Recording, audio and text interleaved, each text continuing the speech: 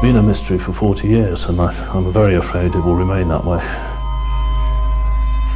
For a family not to know what had happened to their son was something people couldn't comprehend. Unless somebody comes forward, there's nothing really that we can do. It's a story with a beginning and end, but no middle. The murder of 15-year-old Peter Watts exactly 40 years ago. The teenager went missing from his home in Colwyn Bay in Wales on January the 18th, 1976. He was found dying in the Euston underpass the next day, but wasn't identified for a week.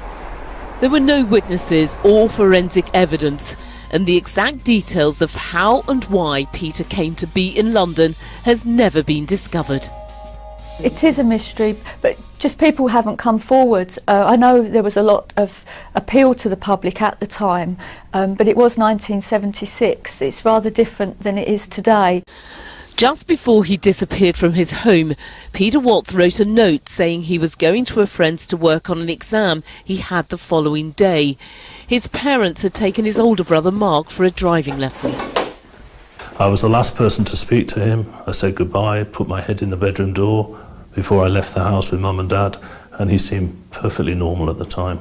No indication or suspicion that anything was going to go wrong.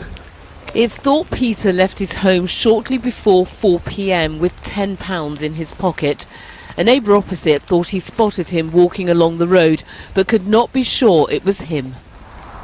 At around 4:20 that day, a teenager matching Peter's description arrived here at Colwyn Bay railway station, produced a £10 note and asked for a day return to Chester.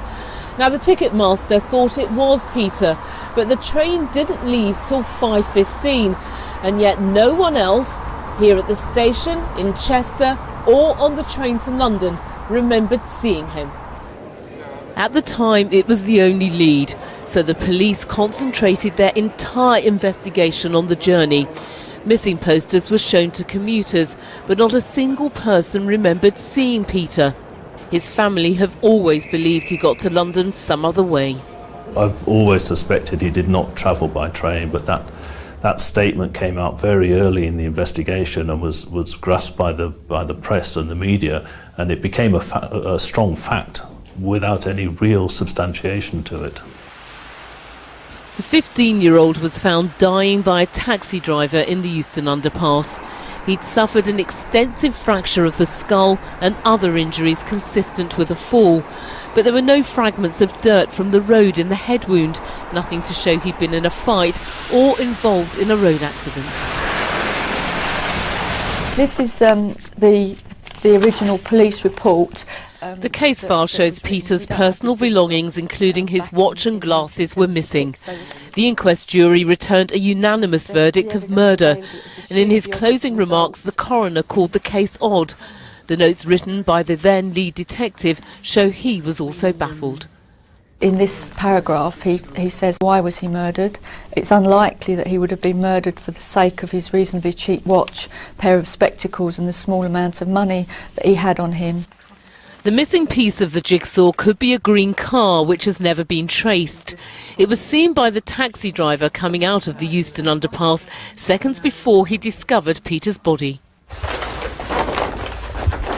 A search of the archive in Llandudno has the story on the front pages of the newspapers for weeks, and local people still remember the case. Yes, it was a big mystery to everybody what had happened, and it was such a tragedy, you know, and I think everybody who had children could identify with the family, not knowing what had happened to their son. In 76 I would have been 8 and a half, but as I said to you before, it's like I always remember my mum, my dad comforting my mum and bursting into tears in the front room. There have been allegations that Peter's case could be linked to recent speculation about child sex abuse at the heart of the establishment, but this has been ruled out by police.